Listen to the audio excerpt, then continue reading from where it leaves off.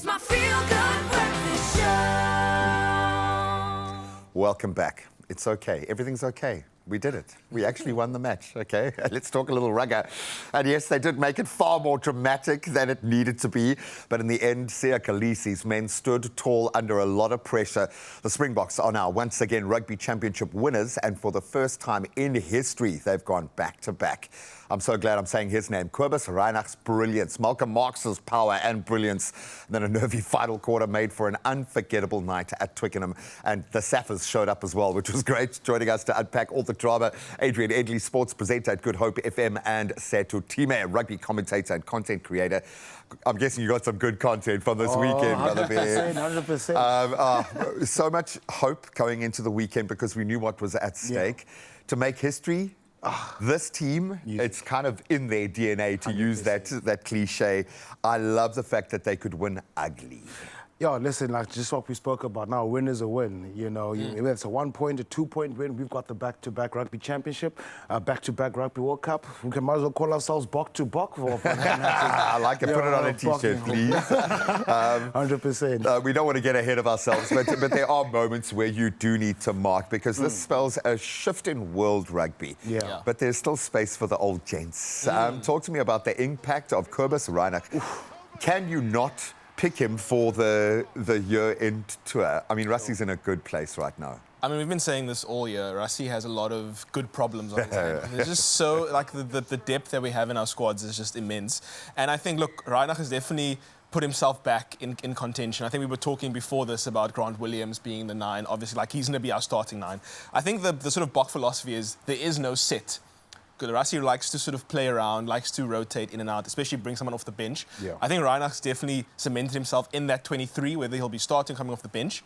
But he's definitely now in the conversation. Is he the clutch 23? That's the thing. I've enjoyed seeing him coming off the bench as well, but seeing him start, especially these last 2 matches, he's been brilliant. So I think he's in there. I think he is our starting 9 for now. Yeah. He's got 3 teams that he can lean into now in accordance with what's required, which is absolutely brilliant. But we've got to mark this moment because we've been talking about Rusty's impact on world game, what he's done by kind of bridging the northern-southern hemisphere gap and what's that's done for Springbok rugby and for our local franchises. Absolutely brilliant. But this is kind of one for Rusty. Back to back. This is going to go on his honours list.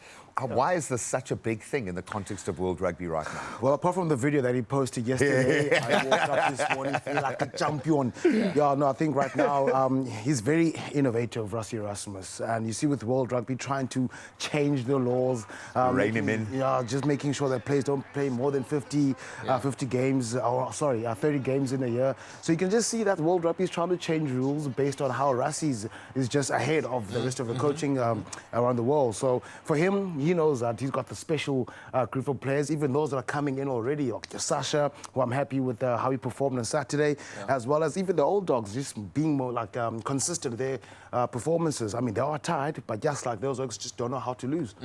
And strong at just the right time in building up. I don't want to get ahead of ourselves and talk about the World Cup. Let's just talk about the year-end tour. How good is this team for this prospect now? Being able to reignite the flames of competition with France. How excited are you now about this year-end tour? No, I'm very excited. I think, especially looking at this year's Rugby Championship, it was probably the most competitive one we've had in a while. So this has given us really good sort of training for this year-end tour now. And we just know the French are hungry to beat us. They are always frothing. The Irish are looking at us. Everyone in the north is looking at us. They want to beat us. And I think we've sort of given ourselves the best possible start to this tour right now. And I think the Rugby Championship was that. It was to fine-tune, to sharpen the edge of the blade. So it kind of feels like the rest of the Southern Hemisphere has been reminded of the power of this tournament. When we look at this squad, and we are saying it's a great problem to have for Rusty but he is going to have to make that choice. So who is looking like the top guns? Who impressed you? Obviously, Sasha, phenomenal last week, backed it up with a solid performance over the weekend. Who has really put their hand up, do you think, in this stage?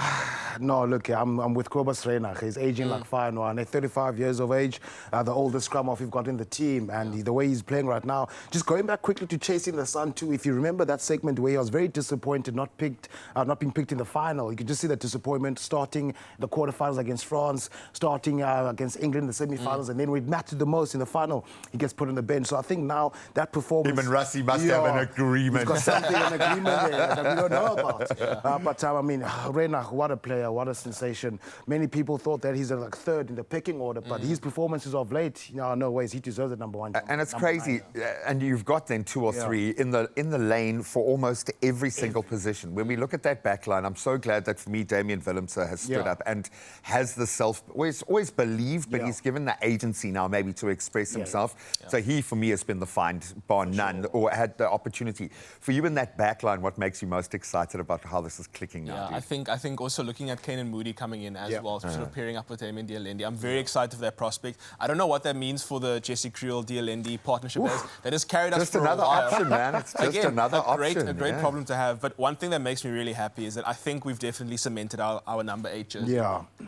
Like Jasper Visser showing up. We really missed him when he was off for those 2 matches. He was suspended.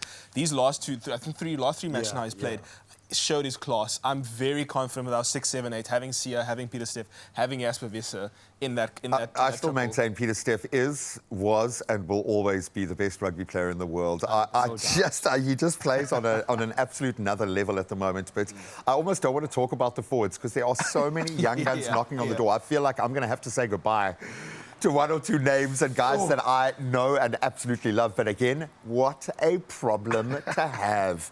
I've got to say, for this team, congratulations. Back-to-back Rugby Championship champions for the first time in history, man. 70,000 in Twickenham. One would have thought it's England versus Scotland, but nope. It's the Springboks versus Argentina. Great I'm guessing there was no one in Wimbledon that day. There was absolutely no one in Wimbledon, okay? That's the only place South Africans can afford to live in, London. I love you. If you're a Safa and you showed up for the team, well done, because they showed up for us. Congratulations.